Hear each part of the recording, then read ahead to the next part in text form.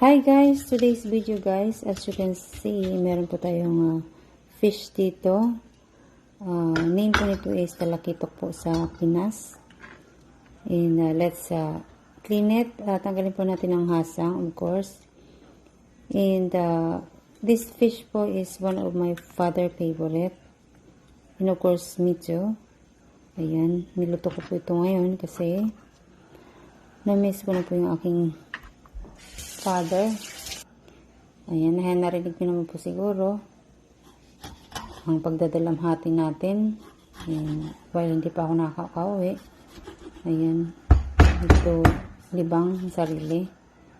7 days na rin akong kakaiyak. But anyway, life must go on. Pagpatuloy po natin ang buhay for the family. And of course, ayan, sad and happy. Sad because iniwan kami, and happy because magkakasama na sila ng mother ko. And of course, hindi na siya mahihirapan sa sakit niya. At kagustuhan ko yung Lord, wala po tayong magagawa. And of course, we have pichay or bok choy, and tomato, onion, garlic. And of course, may kalamansi tayo dito. And let's chop it. Kasi kailangan po natin kunin yung juice nitong kalamansi. So, ayan guys. So, this is the ingredients. And of course, magpainit po tayo ng mantika. And of course, pag mainit na, ayan, lagay na po natin yung garlic. And of course, yung onion. And the tomato. And let's saute it hanggang kung maglambot po sila or mag-brown. And then ayan, lagay na po natin yung fish. Ayan, nakatingin po yung fish sa akin.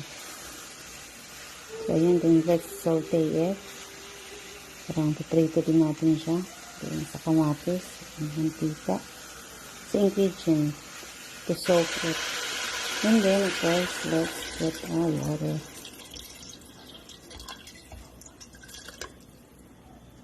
Nakadepende po sa inyo kung gaano kadaming water ilalagay nyo.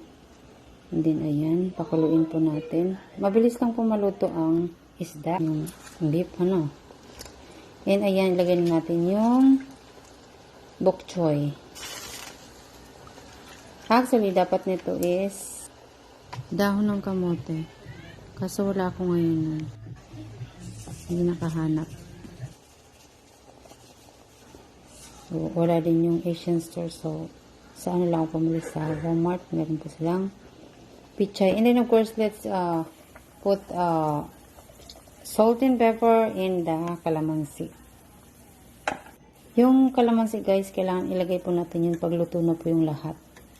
Kasi para hindi po pumait yung lasa niya. Ayan, din pakuluin po natin.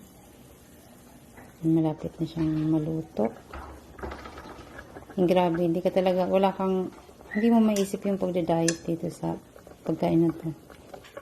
And of course, while kumakain po tayo ng ulam na to, naisip po natin yung mga magulang, yung nanay at tatay ko.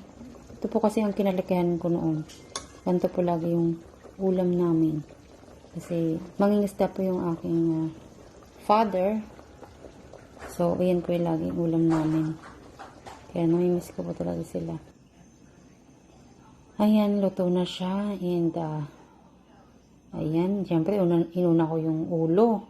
Favorite ko yung ulo. Sinisipsip ko kasi yung mata niyan, yung utak. O, diba? Lahat na. So, ayan, let's eat guys. Diba? Pati pagmukbang, kasama na. Anyway guys, sana nagustuhan niyo po ang aking video today. Life must go on, no matter what, for the family. And thank you so much for watching.